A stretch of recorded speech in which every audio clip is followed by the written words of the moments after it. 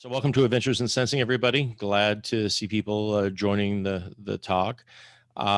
This session is going to look at sensing applied to very small scales on large networks, really pushing the edge there. And we're lucky to have two of its best known evangelists and practitioners here with us today. We're going to start with Kris Pister, who basically gave us the term smart dust and put it all on our roadmaps a long time ago. Kris is always doing great stuff, so it's wonderful to have Kris here. And then we're going to switch over to Paul McEwen from Cornell, talking about very small sensors and robots, biophysical sensing and things like that. But anyway, let's kick it off with Ermedy, and he'll introduce Kris and the speakers, and we'll go from there. Great, thank you. So speaker one is Professor Kris Pister. He is a co-director of the Berkeley Sensor and Actuator Center and the Ubiquitous Swarm Lab. He developed SmartDust, as you all know, a project with the goal of putting a complete sensing communication platform inside a cubic millimeter. He has also focused his energies on synthetic insects and their applications. He received a BA in Applied Physics from UCSD and MS and Ph.D. in EECS from UC Berkeley. Okay, Professor Kris, if you want to share your presentation, I can also ping you if we're out of time. So, yeah. Pretty good. Is that showing up? Yep. All right. So I am Kris Pister, rhymes with Easter. And I'm going to start off with giving you a little bit of motivation behind this chip that we're looking at here, and then a conclusion, just in case I don't get the time to do that with questions and whatever else. And then we'll back up and talk about what I was trying to do and what this chip actually does. So I've been trying to make autonomous micro robots ever since I was a grad student at Berkeley many years ago. And what you're looking at here is one of the motors that we make these days. This is about a square millimeter of silicon. There's a top layer of silicon that's roughly as thick as a piece of heavy duty aluminum foil, it's about 40 microns. And you can see some electrostatic actuators that are closing a few micron gap and little pawls that are pushing forward a shuttle that then is stretching springs. That's what you see, the expanding thing. So this is the basis of a lot of the robots that we make. One of the more fun ones is this picture on the right. That's a hexapod. There's 6 legs. Each leg has 2 of these motors, and you might be able to see those motors above and to the left of each one of those legs. And it doesn't really work yet, but with external power, we can at least get things to move a little bit. You can see the little legs pushing down, and they're strong enough to lift the body of this bug, which is a little over a centimeter long. And if you squint a little bit, you can say, well, it kind of took a step forward. So this, we have a bunch of similar kinds of platforms. We're at the point where the silicon is strong enough to be able to move itself along. We have the ability to store energy in springs so that we can jump. We have some other fun projects on ion-powered robots. So this is a craft that ionizes the air with a corona discharge wire and then climbs up its own ion trail, which is kind of fun. So you can see it's a quadcopter. So there's 4 separately addressed electrodes. If you turn them on all at once, this is the first time we had one do a significant takeoff. It's kind of spooky. There's no sound, no moving parts. They just take off. Here's one where we actually put on a MEMS IMU. So that's an InventSense 9-axis IMU in the middle of it. And we're able to, again, external power, external control, but with an onboard sensor at least. This thing is more or less stabilizing the roll and pitch axis of this craft. Also working on small rockets. My goal is to make crayon-sized rockets that are autonomous.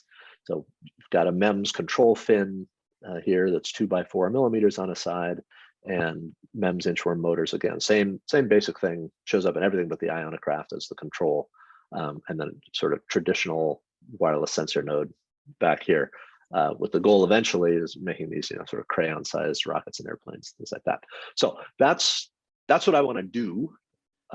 It took a couple of decades to get MEMS to the point where we could make the motors and mechanisms that were good enough, maybe get autonomy. Separately, I'm not going to say much about multi-junction solar cell arrays and high voltage buffers and so on that let you generate and control the power for these things, and integrated batteries as well. So it's all kind of there. The piece that's missing is how about the computation and the communication for these things. And so that actually was the motivation for Smart Dust. Was I knew I wanted to make micro robots. I couldn't sell that.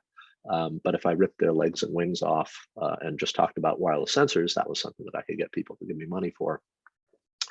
So the kind of most recent version of that, post me going off into the commercial world and seeing what the real world looks like, is this chip, the single chip micro mode, which is a 3x2 millimeter piece of 65 nanometer CMOS. It's got a modest little 32-bit processor on it with a little bit of program and data memory. The thing that's different about this chip than most other chips that have a radio and a microprocessor is that this one needs only 3 wires to function, really only 2. If you give it power and ground, you give it 1.5 volts on 2 pins, it will be able to send packets to your cell phone, Bluetooth packets to your cell phone, and in fact, will be able to join a low power mesh network. If you give it a 3rd pin so that it has an antenna, it'll be able to do those communication tasks over a distance of tens of meters instead of maybe 1 or 2 meters. It runs OpenWSN, which is the open source software stack that I'm going to tell you more about, but that does this low power mesh networking. And it also coincidentally has an ability to receive the HTC Vive Lighthouse signal. So it can do in a modest space, something like 1 centimeter XYZ localization inside about a cubic meter volume, something like that. We've run it off of solar cells, although with 2 suns of illumination. We've run it off of a 5x5 millimeter squared printed LiPo battery. It should work off of significantly smaller batteries as well. And there's a very clear path down to a square millimeter or even less. So the idea that you can do things that can talk to your cell phone from a millimeter sized volume, things that speak mesh network protocols from a millimeter scale volume, absolutely doable now. So that's the conclusion. What was it that we were trying to do? What was the goal in roughly 2013? I wanted to make a controller for my bugs that was wireless and spoke standards that I had learned going. I'd done enough of these projects to realize, you can come up with a great low power radio, but it'll be a one-shot thing. You'll publish that paper. Very difficult to get anybody to use it, to anybody who wants to write software on it or anything like that.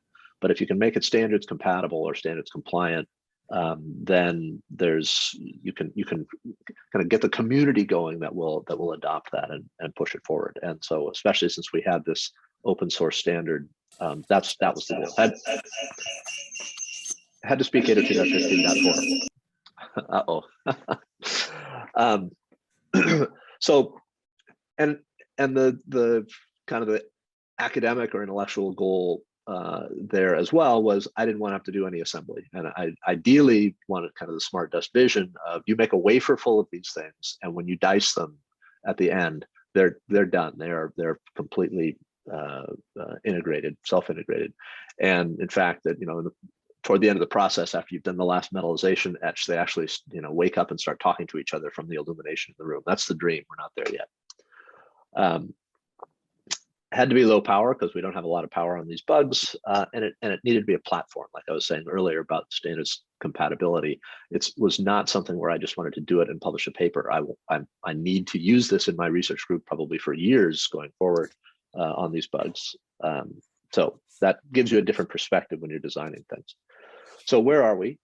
We still need external power. We have shown that we can print batteries that are on the order size of the chips, but we have not demonstrated integrating those batteries onto a wafer yet. And you need an external antenna if you want any kind of decent range. And we did a horrible job on the sleep current. That was not, it was just trying to demonstrate the functionality that we had. And so we didn't do a good job on low power regulators or low leakage SRAM or any of that stuff. So that's straightforward. In industry, it's just very easy to do, but we just didn't have the cycles to do it on this particular design. Okay, standards. What is it? What is the standard that I'm trying to do? I started a company called Dust Networks many years ago and created a couple of international standards in, of all places, industrial process automation. That's not where I thought smart dust was going when I created it, but that's where we crossed the chasm initially. And so now all the oil refineries in the world pretty much have these radio meshes in them with hardware that I've sort of helped create and standards that I helped create. And the idea is that they're super reliable. You need 99.9% plus of the packets have to get through. People care about their sensor data.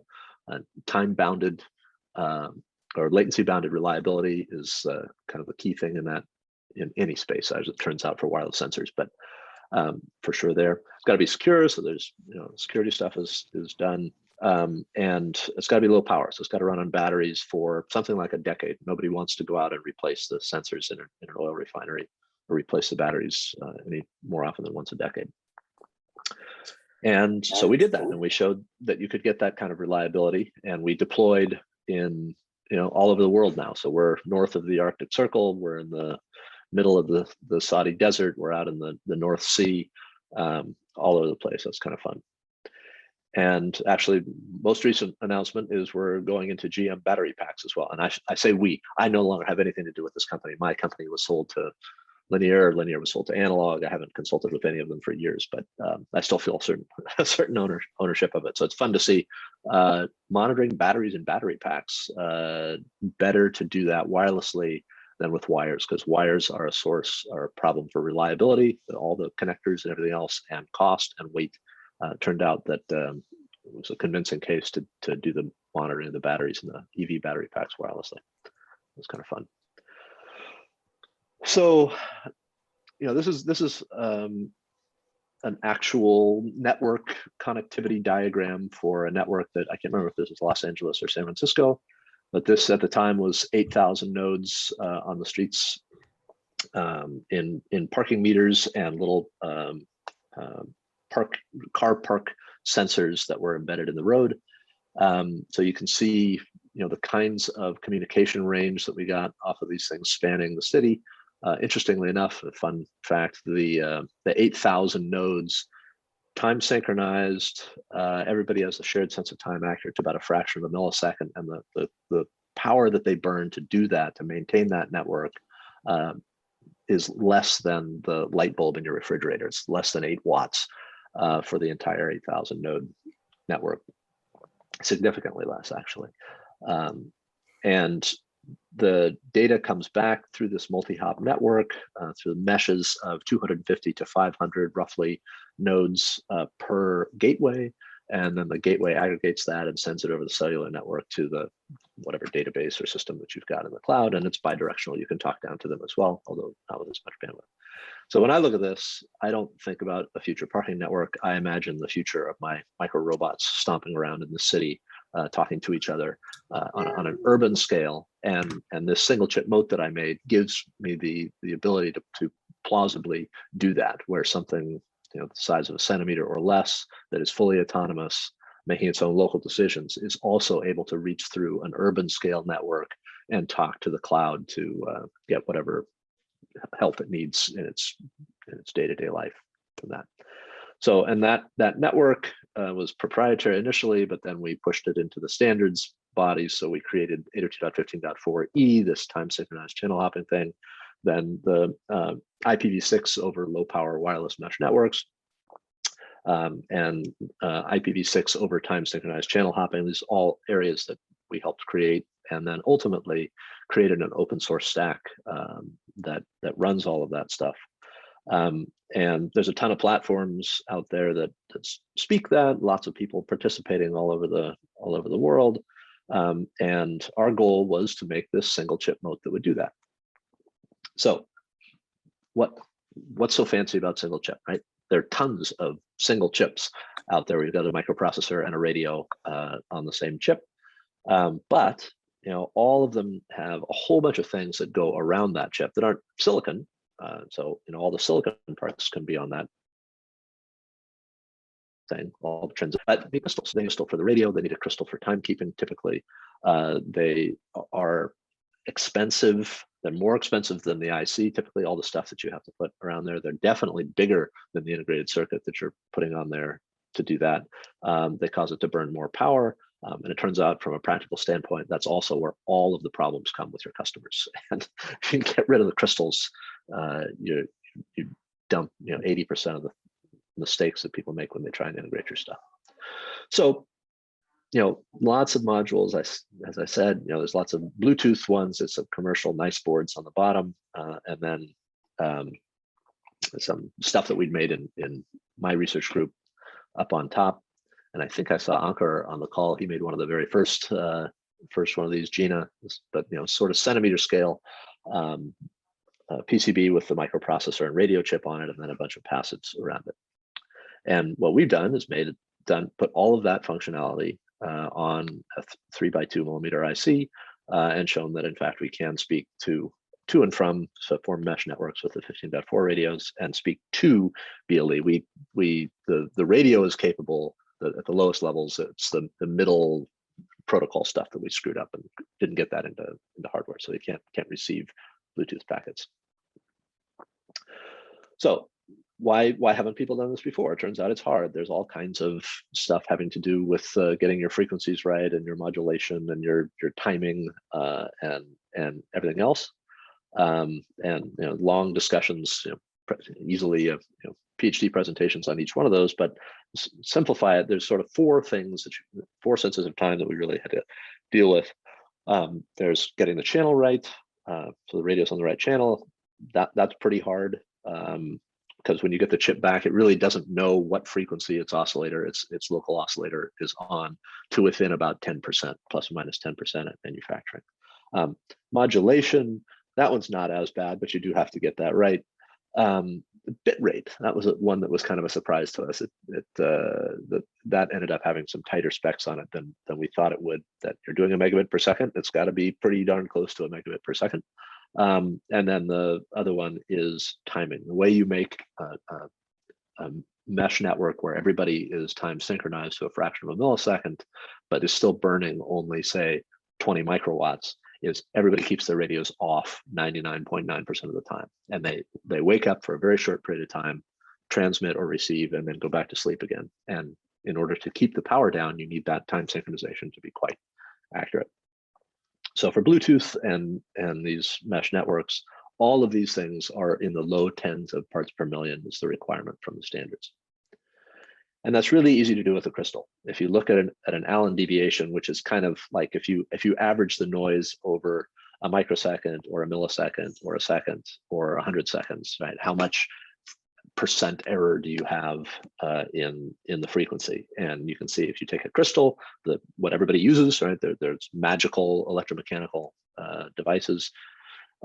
You get excellent performance, right? If you're out at 1 second averaging, you get less than a part per billion frequency error, and the spec are up here at ppm, at 20 ppm kinds of range. So that's easy. That's why the specs are written the way they are.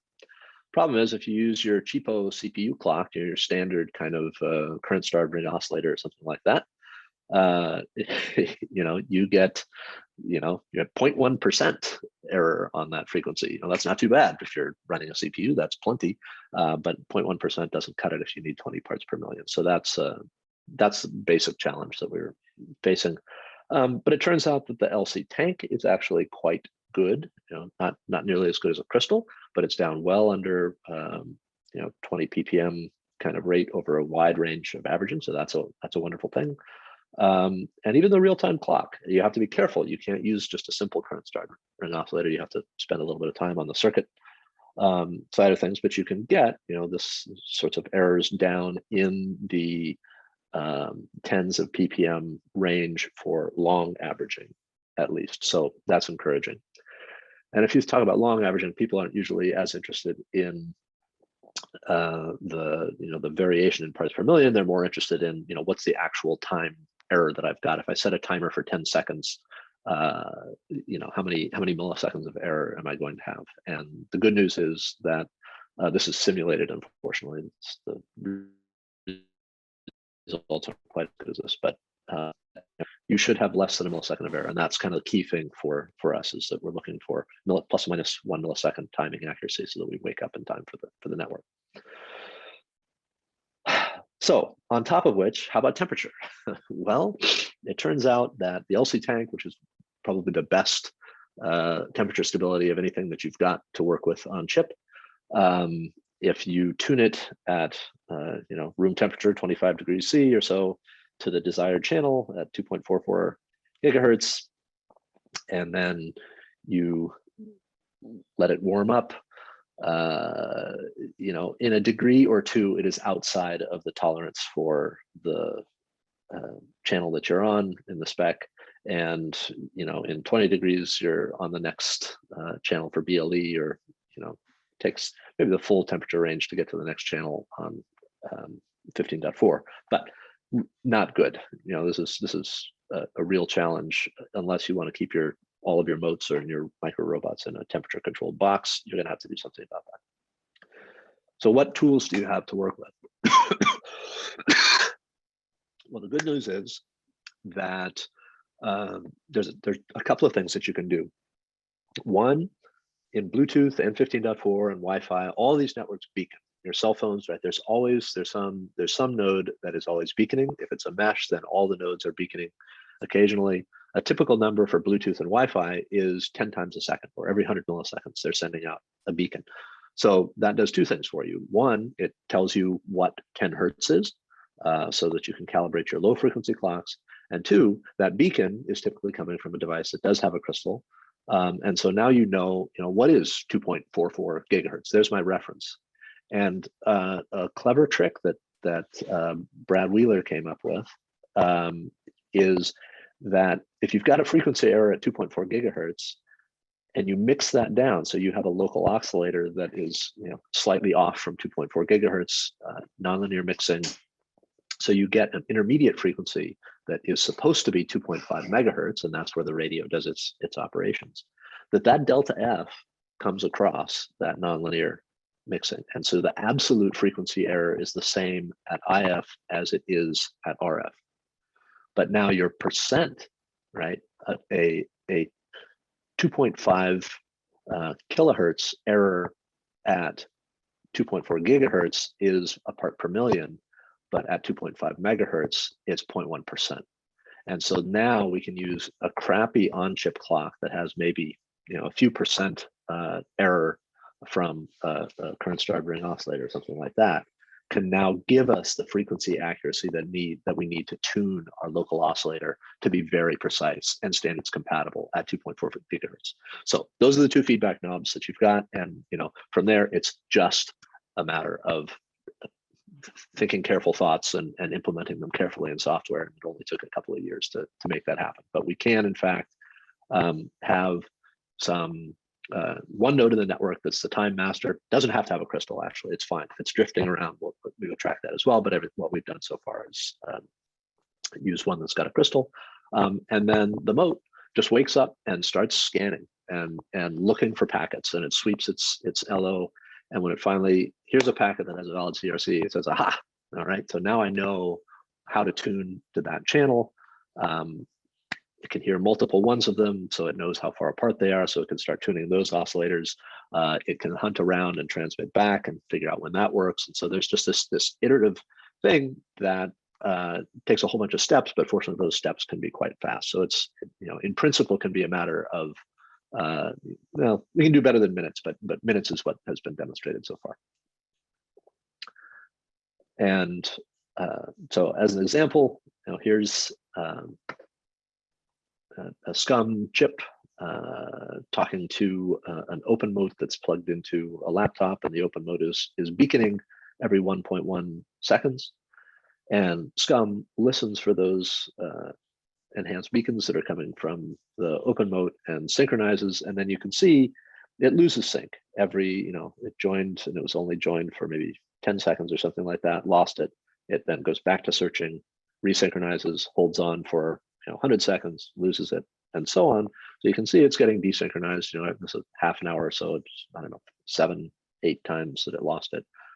Increased the beaconing rate just so to 440 milliseconds. That's still, only a quarter as fast as what like BLE chips are generally doing anyway. And now we're completely synced. So over this half-hour test, the feedback that we're getting, the time correction that's going into the thing that's trying to slave that oscillator to get time correct is never off by more than 0.1%.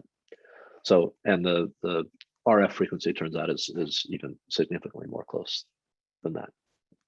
So it worked, and sure enough, you can even put a hairdryer on it and heat it up, and it's tracks that as well. So that's kind of cool. So where we ended up is, no crystals, no passives. You can see here's the chip. It's got a bunch of other things bonded to it, so we can play around with it. But that loop antenna, loop wire bond over the top, that's the antenna. And with that, we were able to talk to cell phones at a distance of about 3 meters. If you put a better antenna on it, here's a dipole, it's huge, or rather a monopole, but even a crappy wire that's a few centimeters long, you can go tens of meters from there. So, and a lot changes the game for RF, right? This has not ever been possible before with standards compatible RF. The last time we did something like this was playing around with the front end. We made a fundamental change in the way you do the front end of these Bluetooth receivers. That was Ben Cook's dissertation. He was in my group. He went off and started passive and sold it to Apple. And that's actually the radio that's inside my AirPods that I'm wearing right now. I think this is going to be bigger. I think that doing the passive mixer first thing that Ben did for his dissertation was a big step forward in low power radios. This is going to be a bigger change, I think, in the way that people do for sensor network kinds of stuff. Or it's, you're never going to do your cell phone and things like that there. But if you're trying to get small, you're trying to get low cost, this is a really nice approach. So I think I'm running out of time. I don't want to spend too much time, but real quick. We'll have 5 minutes. We'll have like 5 minutes, and we can go to questions. So okay, all right. I'll finish up in 5 minutes then. So we program our chips with either a 3-wire bus, but if you've got a little micro robot or some tiny little sensor, you sure as heck don't want to be dropping probes on it or have a big bundle of wires coming off of it. So we put an optical receiver on there so that we could flash an LED at it at a few hundred kilobits per second and program it. And then one of the other students in the lab for a different project was working with these Lighthouse, HTC Vive Lighthouse localization boxes where they do a flash and then a horizontal scan, a flash and a vertical scan. And by measuring the time between those different flashes hitting your sensor, you can figure out your azimuth and elevation in the coordinate system of the transmitter. And with 2 of those, then you get a vector, and you get 2 vectors, and you can figure out where you are in 3D space. So just turned out, one student looking at what the other student's doing at his desk say, hey, what if I put my optical receiver in front of your HTC Vive? And sure enough, it worked. And so we don't want to go into the details of that, but when we're programming it, here's the Mote SCUM dev board, a little bit bigger for development, but there's the chip right there with a clear plastic on it, little LED. That's how we program, but it turns out it also works as a receiver for these Lighthouse localization beacons, and at much lower power than the commercial product. So and this is not a great video. It's an early one, but so this is the Mote. It does have external power going to it, but it's receiving the beacons. You can see the 2 lighthouses on the table to the left of the laptop, and then it's wirelessly transmitting that back to the laptop. And that, in principle, could be something that is sitting on your fingernail or something else. And we're getting down into the centimeter range, and if you integrate it with an IMU to sort of fuse those 2 and carry you through problems where things don't work, then you can get even better and blah blah blah. So the dream here is that you end up with something that is peel and stick annotation of things in the real world that you want to bring into your VR environment. That's one of the things that the students were interested in doing. So, if you have some fancy sword that you want to bring in to slay your dragon online, you can actually do that. And one fun project we're working on with Thomas Wattain's group in Paris is tracking the Asian hornet. This is the Asian giant hornets. These ones are nasty, but they're not the huge ones. So we got to have a much smaller board. And we did try that with 2 hornets. We just at the tail end of the season, hornet season this year, in just outside of Paris. We got them attached, and the hornets would still crawl around, but the attachment process turned out to be fatal to the hornets. So they succumbed shortly after they had the scum chip attached to them. But that's hopefully in the next hornet season, we'll actually be able to do that and track them back to their nests and kill off these invasive species that are killing the honeybees there. So just last 2 minutes, this was scum 3. This is a slightly bigger version with the pad ring on top as well. That is basically the chip that we have today. But how small can you go? And the answer is a lot smaller. So we ran what we call the tape out class, where a group of 10 undergrads and a couple of grad students tried to recreate 5 years of my research program in a single semester. And they got very close, because it turns out once it's possible, it's, why'd that take so long? So they almost did it in a single semester, didn't quite get there. We did tape out the chip with all the analog and the RF on it, but the digital didn't go out. The next time we got the digital, but not the analog and the RF. So we're trying it again this semester. Hopefully we'll get it all together. But in 28 nanometer, the core of this is 0.8 square millimeters.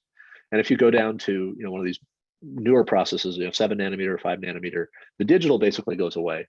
What you're left with, the things that don't change much, are the inductors that you need for the LC tank and the matching of the antenna, and that's going to limit you to something like 1/10 of a square millimeter. But that in principle, in a fine line with process, everything that I just showed you, standards compatibility, BLE, doing transmit and receive, mesh networking, time synchronized, everything, you could probably get that on something like 1/10 of a square millimeter in the hottest processes that we've got right now, and have it still be standards compatible and burn something like a microwatt of power, so that out of a cubic millimeter lithium battery, you get something like 10 days of lifetime before you have to scavenge. So sometime in that 10 days of scavenging, you have to grab another joule of energy, and then you can go for another 10 days after that. So it's, we can really make these things small and cheap. So the vision of having wireless sensors everywhere is really, I think, enabled by this crystal-free, standards compatible approach. So last slide. You've got a Cortex with some memory. You've got some GPIOs, a UART, a crappy ADC, and the ability to form mesh networks, and a little bit of localization capability. And let me know what you'd like to do. I know we're building eval boards we're finally at the point now where I think we can distribute these to people who have good ideas. I'd love to collaborate on clever projects. Thank you for your attention. Great, thank you so much. So we have time for like 2 questions from the audience. Just feel free to jump in.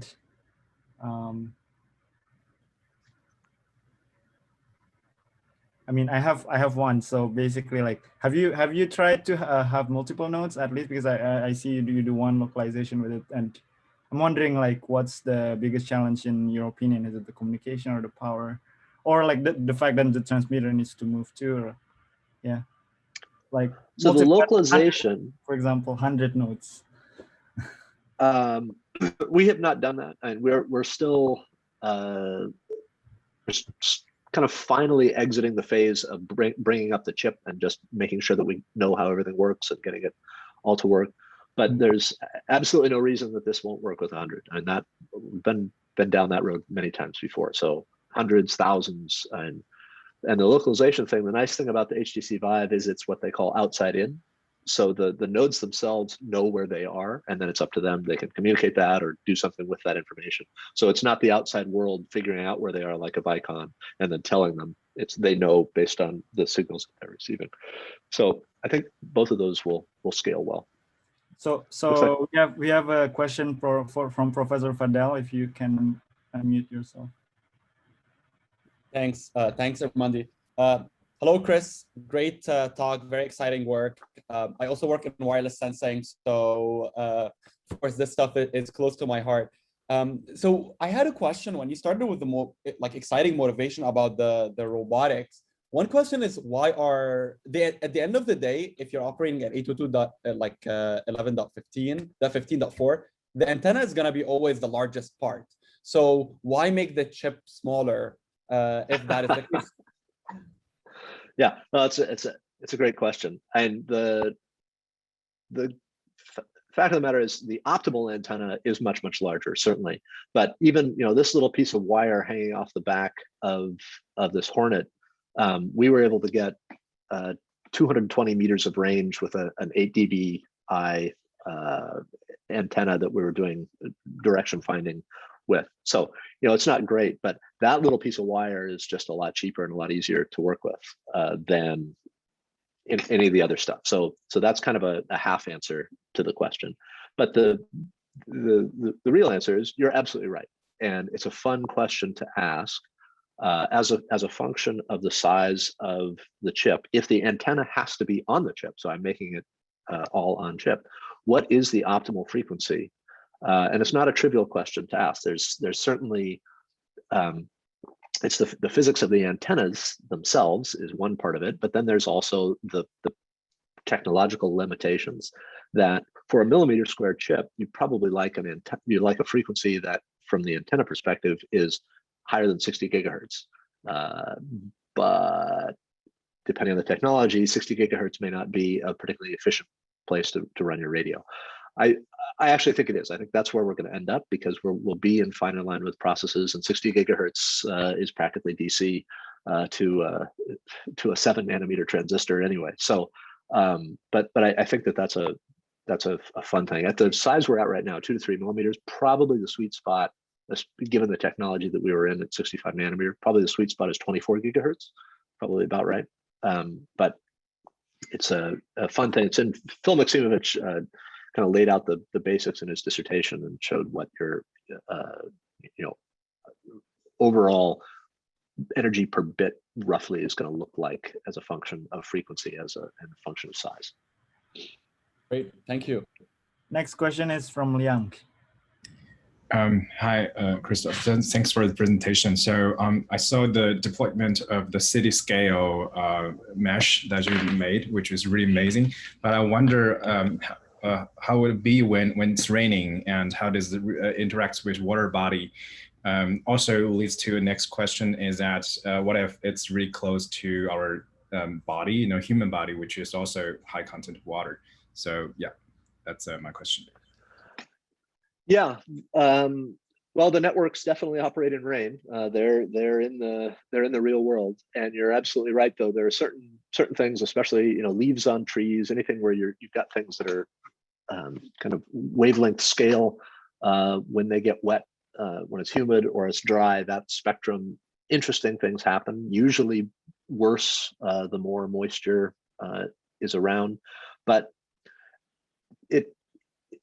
it was one of the things we were worried about. Didn't actually seem to affect much in actual deployments. So the city scale deployments, and at Dust, and this is many years ago, founded the company in 2002. We were the first ones to talk about reliability, and we would say 99.9% of the packets you send are going to get through. And at the time, I was like, "Whoa, how did you do that?" And today that's garbage. You've got to do six or nine nines is table stakes. But so deployments in outdoor and oil refineries, deployments on the streets of San Francisco, they're running at least 3 nines from day one, rain or shine. Actually, should one of the first networks that company, Streetline, put down was San Francisco and LA were first, and then Boston, as it turns out, was one of the next ones. And that was back when they were still using the ones that were glued onto the pavement. And one day while they were watching the Boston network, the nodes started to die, and they could pretty much watch them die in a row going down a street. Turned out that was a snowplow. So that kind of, the water, the ice and snow was not the problem, but the vehicle that went through and scraped it all off, scraped off their moats and destroyed them. So after that, they started burying them under the surface. The snow plows didn't get them anymore. But I don't know if their networks are still on the streets of Boston. You might look around and see if street lines still there. Cool. So the second follow-up is that how it interacts the body. The body, yeah. Yeah. And that one, I don't think I know enough to have an opinion. I know it's going to be an issue. I've spent plenty of time looking at, sub-wavelength antennas, resonant antennas, all the little fractal package, tiny things that people give you, and you put them on a test stand and everything looks great until you move your hand anywhere close to it, and then you change the resonance, or you put it on a board that's smaller than it needs to be on a lambda over 2 squared piece of copper or something like that. The antenna's this big, but anyway, the body's going to be a real issue. And I don't have enough practical experience to say how that's going to work out. Thank you. Okay, so we have a lot of people wanting to ask, but I can only have one because we're already really late. So I think Juliana is the last one. Juliana, if Joe, you can ask Professor Kris anytime. Yeah, you're right. I'm happy to turn it over to you, Joe. I don't need to. No, I was going to ask about UWB, but we can talk later, Paul. Sorry, Kris. Juliana, go ahead. All right, I also have 2 brief questions. One is, you started mentioning at the end the fundamental limits for shrinking this package smaller, and you mentioned few nanometer scale parts, and I wonder whether quantum tunneling and other effects of that nature are ultimately what are limiting the size of your electronics and other effects that kick in at those single-digit nanometer scales. And the second question is, we always hesitate at what stage of the project to ask this sort of question, but you see this type of dust, and I just can't help but imagine you've been approached by the military, and that this would make quite a spy technology. And do you think about the implications of this work? I'll definitely think about the implications of it, no question. And that, I'm an avid science fiction reader, and dystopian science fiction is certainly a big part of that mix. So certainly spend a lot of time thinking about that. So the first question, the practical limits of the technology, I said, I would say 1/10 of a square millimeter if you're going to put an inductor. If you're going to put a spiral wound inductor in a layer of metal, sort of the standard way we do chips today, then something like 0.3 by 0.3 millimeters on a side is where you're going to run out of scaling on that. If you're trying to make a good 2.4 gigahertz oscillator, or 24 or 60 gigahertz, or ultra wideband, just screw the oscillator, just chirp. Quantum, who knows? You betcha. I'm sure there's going to be a solution in there. I don't at all think that 1/10 of a square millimeter is a fundamental limit. It's just a technology limit for the kinds of radios that we've got. So I do think, like my student David Burnett did a ring oscillator version of the LO, of the local oscillator for the RF, and it was 10 microns on a side, something like that, and it just had too much phase noise. Within about a factor of 2, but a little bit better, it would have worked, and we would have had then chips would be significantly smaller, well under 1/10 of a square millimeter, even without anything other than the technology that exists today. So I think scaling, there's a long way to go, even with the technology we've got, and with new technology, new devices, it's going to be even smaller. In terms of military applications, certainly DARPA funded the early work. The Smart Dust project was DARPA funded. Military adoption, I would say, has been slow. Many years ago, long enough that I think I can safely, not disclosing anything. The only application of it was to intentionally fake people into thinking that there was a sensor network being deployed around their facility, even though it wasn't operational. they didn't care. Just give me non-functional. I'm not going to turn them on anyway. I just need to put them somewhere that people will think that they're being monitored. It's been painfully slow. The transition of the technology. There's a couple of shining exceptions. The guy at SAIC, which is now Leidos, did some really wonderful things with it for perimeter security and things like that. But for the most part, not a whole lot of military adoption. My question was really, do we want this at all? But yeah, thank you very much for your. I guess we can ask that for almost everything we do, Juliana, to some extent. Yeah. Chris, The it's best been Saturday wonderful. Micro Robot talks are with Paul McEwen's work. So It's been wonderful to have you, Chris. Feel free to.